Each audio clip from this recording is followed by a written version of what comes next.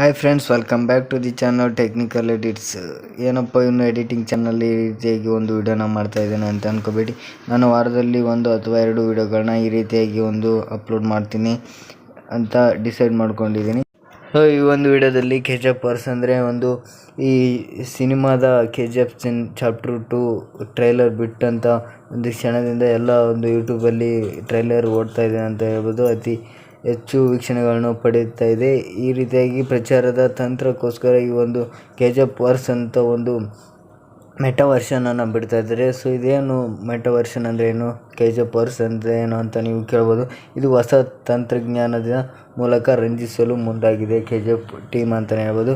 ಯಾವ ರೀತಿ ಅಂದರೆ, ಸೊ ಈ ವರ್ಸ್ ಅಂತ ಏನಿದೆ ಅಲ್ವಾ, ಇದನ್ನು ಮೊದಲು ರಾಧೇಶ್ಯಾಮ್ ಫಿಲ್ಮ್ ಅವರು ಆ ಟೀಮ್ ಅವರು ಬಿಟ್ಟಿದ್ರು. ಇದು ಏನಪ್ಪ ಅಂದರೆ ಗೇಮ್ ಥರನೂ ಅನ್ಕೋಬೋದು, ಎಂಟರ್ಟೈನ್ಮೆಂಟ್ಗೋಸ್ಕರನೂ ಬಿಡ್ತಾ ಇದ್ದಾರೆ ಅಂತ ಅನ್ಕೋಬೋದು.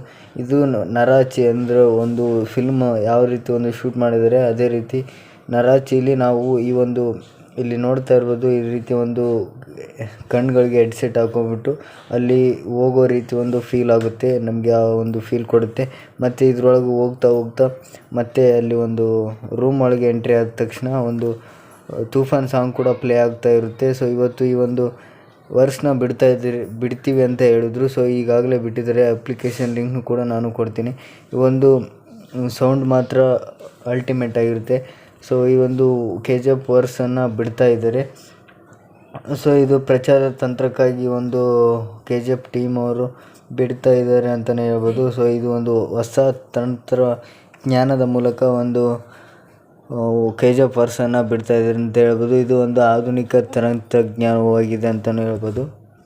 ಸೊ ಇದು ಹೆಡ್ಸೆಟ್ ಹಾಕೊಂಡ್ಬಿಟ್ಟು ನಾವು ಈ KGFVERSE ಆಡ್ತಾ ಇದ್ದರೆ ನಾವು ಅಲ್ಲಿ ನರಾಚಿ ಒಳಗೆ ಆ ಸಾಮ್ರಾಜ್ಯ ಒಳಗೆ ಇಳಿದ ರೀತಿ ಫೀಲ್ ಕೊಡುತ್ತೆ. ಸೊ ಅಲ್ಲಿ ಹೋಗಿ ಯಾರು ಕೂಡ ಆದರೂ ಫೈಟ್ ಮಾಡ್ಬೋದು.